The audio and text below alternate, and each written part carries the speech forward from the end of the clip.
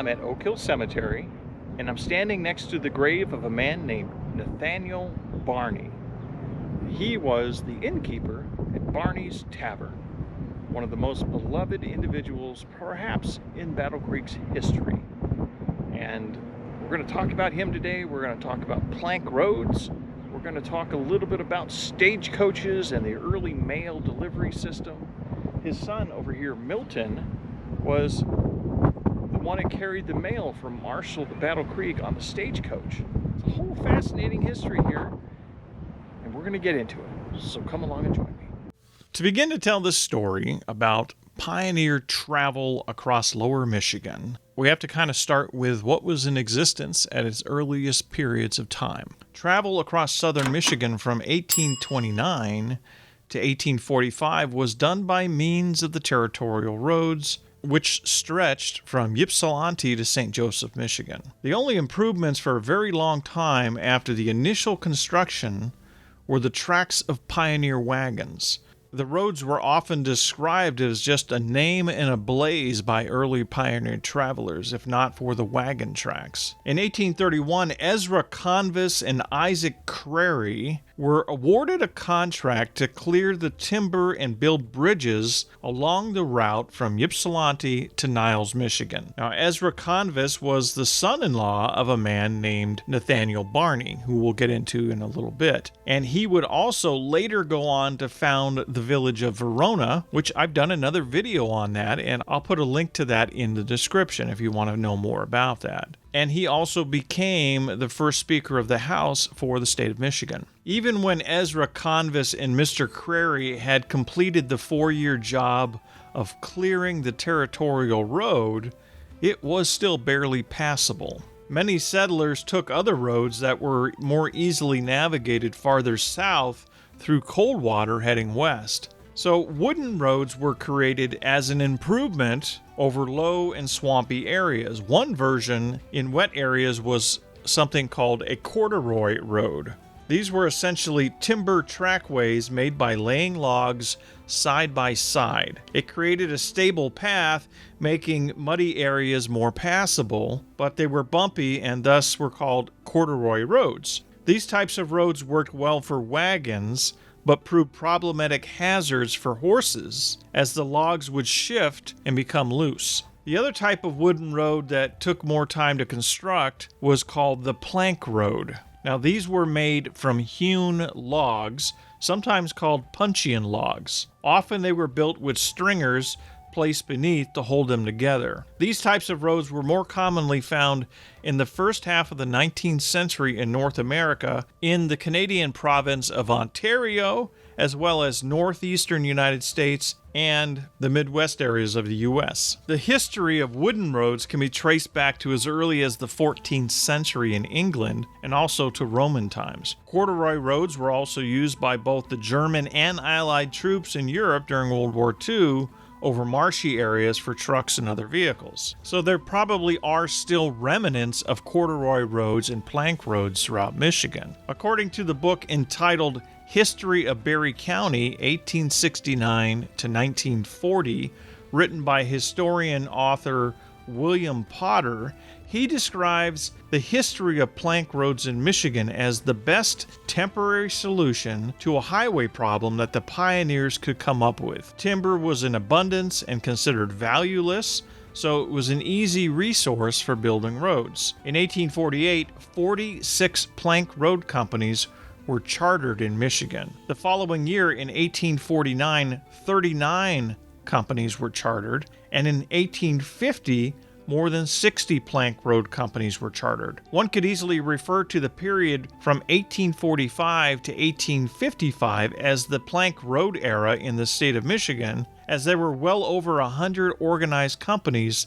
to build these types of roads. In 1849, the legislature incorporated the Battle Creek and Hastings Plank Road Company with the authorized capital of $40,000 to build a plank road from Battle Creek to Hastings. A part of this road was constructed, and for many years it was the main toll road between the two cities, primarily traveled by horseback, wagon, carriage, and stagecoach. Even when the railroad eventually reached Battle Creek, the route between Hastings and Battle Creek was still traveled by stagecoach. Here's an excerpt from a woman who wrote about this route during this time period. She says, "The ride to Battle Creek was duly performed by stagecoach and 4 horses, and from there we took our first and never to be forgotten ride on that new railroad we had heard so much about. We were nearly frightened to death with the almost constant scream of the engine whistle and the clanking of the cars."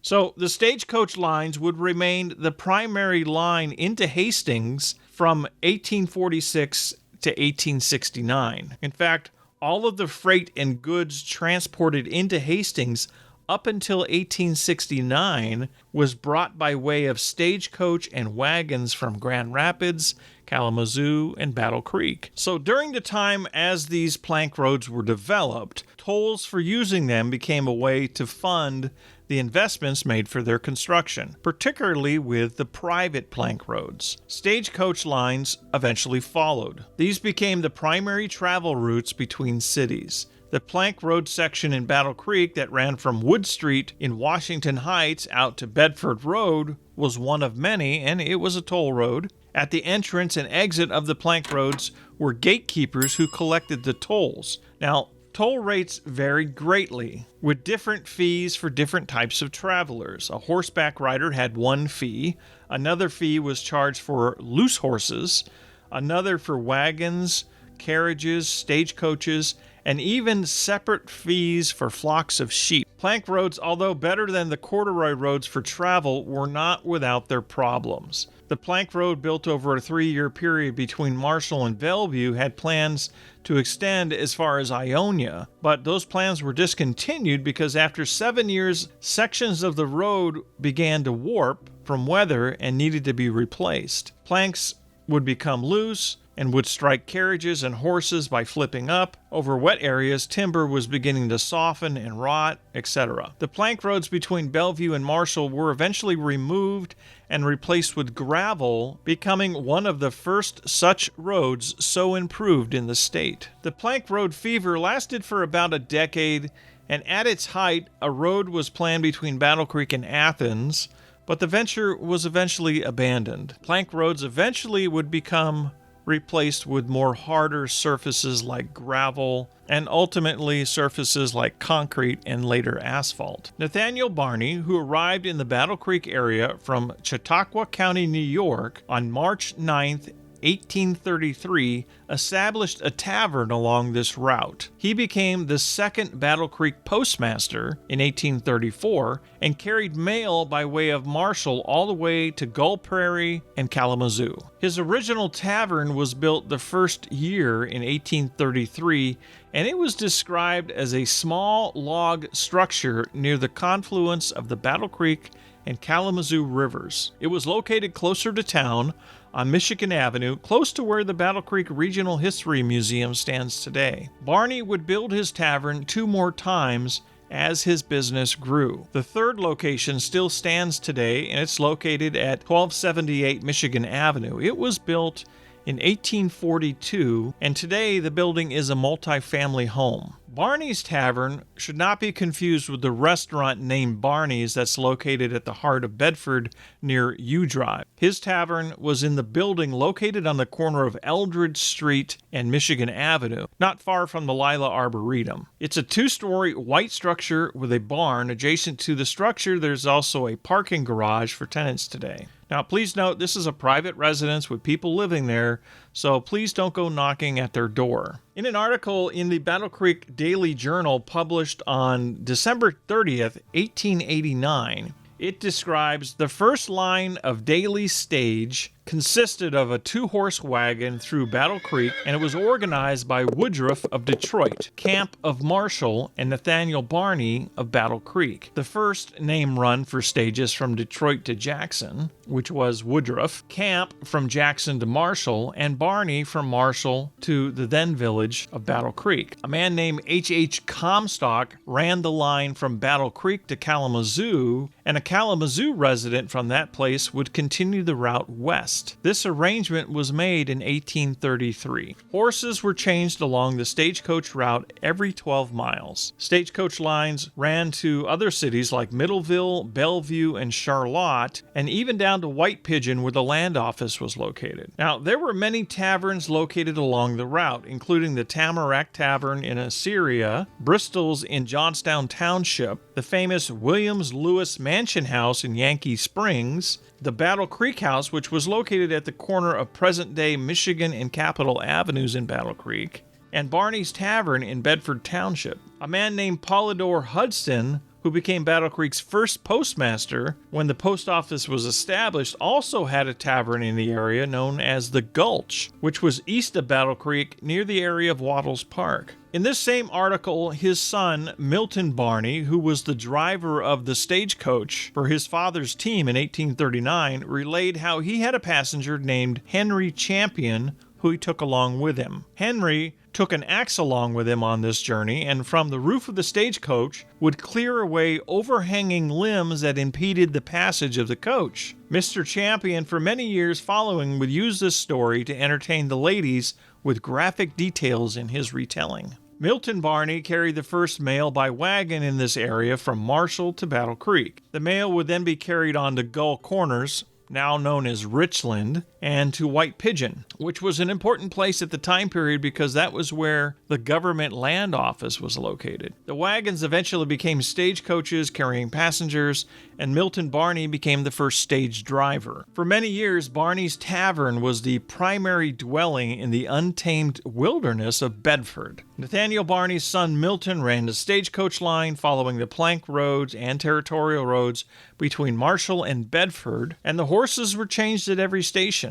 Nathaniel Barney made sure that the livery stables were across the road from his tavern, which gave riders of the stagecoach the opportunity to avail themselves of food and beverages therein. When I visited the site to film the building that was once Barney's Tavern, I encountered a man who told me a little history of the other building across the street. If you look at this building closely, he said the columns are on the back facing the river. He told me that in the time of Barney's Tavern, boats would come up the river and dock at that house, and that's why it faces towards the river. He confirmed that this was where the stable was for the horses that were kept for the stagecoach back in the day. And then he also believed that there were guest rooms at that time in that same building, which is why it was adorned with columns to make it inviting to travelers as they got out of the boats coming from the river. In an article written on the 100th year anniversary of Barney's Tavern, looking back in time, in the Battle Creek Inquirer in the Evening News on June 26, 1938, it describes quite artistically the experiences of travelers and what they would encounter when visiting Barney's Tavern.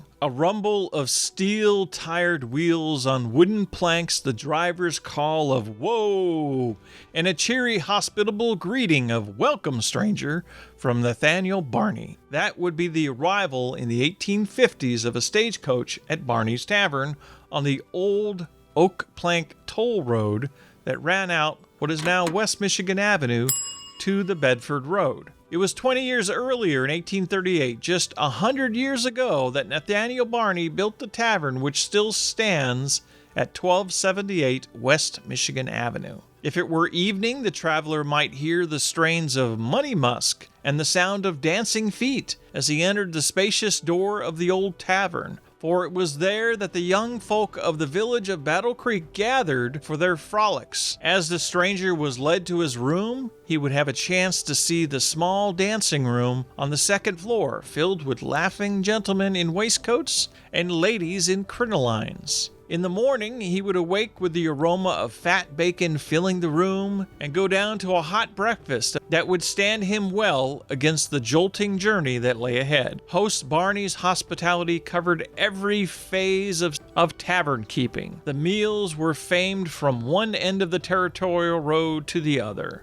No trip through southern Michigan was complete without a stop there. If our early rising traveler were so inclined, he could try a briming beaker of the nut brown ale that also bore a far-reaching reputation. If our traveler were not accustomed to the wilds of Michigan, he might be surprised to hear a shot from the door or window of the tavern and see a deer fall in the yard, for it was not at all unusual, historians of the period say, to see Barney stand in the doorway of his tavern, raise a gun to his shoulder, and fell a deer or other game. Our guest, no longer a stranger, has received his grinning farewell from Barney and climbs into the stagecoach bound for Middleville, where he would take another stagecoach to Grand Rapids. So the article goes on to explain how Barney's reputation for hospitality became so widespread that he found it necessary to build a larger log tavern a little more ways west of the old one, which is where the present location or the final location of Barney's Tavern ultimately was built. Barney's Tavern would go through 3 different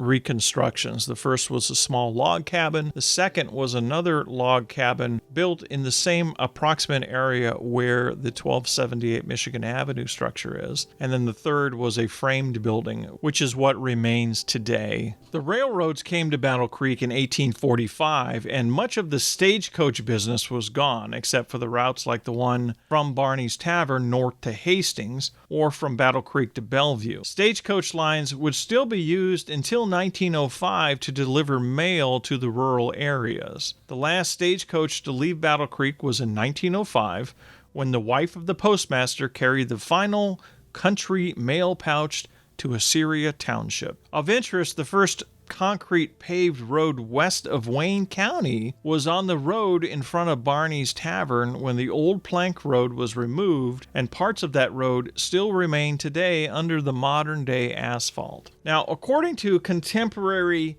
historian A.D.P. Van Buren, Nathaniel Barney, the pioneer tavern keeper of Battle Creek, was remembered by people with kindly recollections. He was the kind-hearted old landlord of the old log hostelry on the hill just west of the city, whose hospitality was extended to the many immigrants and travelers during the settlement years of this part of the state. He was also a farmer. Nathaniel Barney died in 1857, and his tavern went to one of his sons, Nathaniel Jr. He was the youngest son, and he would eventually sell the tavern in 1861 and move to Grand Rapids, where he started the Occidental Hotel. He later moved to Muskegon in 1868 and continued in the hotel business. In his obituary in 1892, his contributions to that community over a quarter of a century was described as helping it grow from a small hamlet to one of the principal cities in the state. Nathaniel's other sons, Milton and Oliver, would remain in Battle Creek and lived near the old homestead. Oliver passed away in 1900, and in his obituary they spoke of his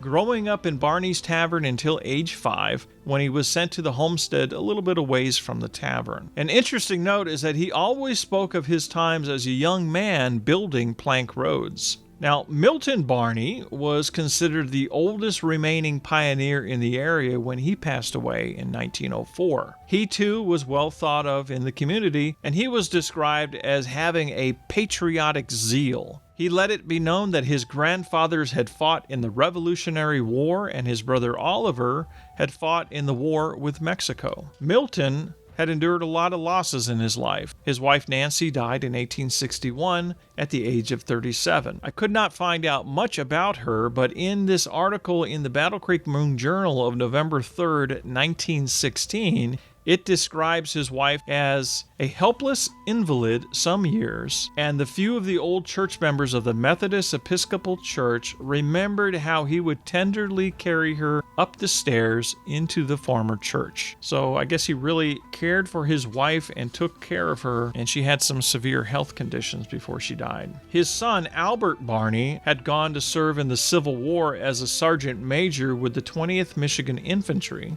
and was wounded in action at Bethesda Church, Virginia. He was sent to recover at home, but died from pneumonia less than 2 months after returning at the age of 20. According to the obituary of Nathaniel Barney Jr., the old Barney's Tavern in Battle Creek was still in existence and in operation as a hotel at the time of his death in 1892. By the time of the 1938 article, however, mentioned earlier, the old tavern was by then a private residence. The Barney family were more than just settlers in Michigan. They played an important role for travelers and other settlers heading to other parts of the state with their hospitality. In addition to that, they were descendants of patriots who fought in the War for Independence.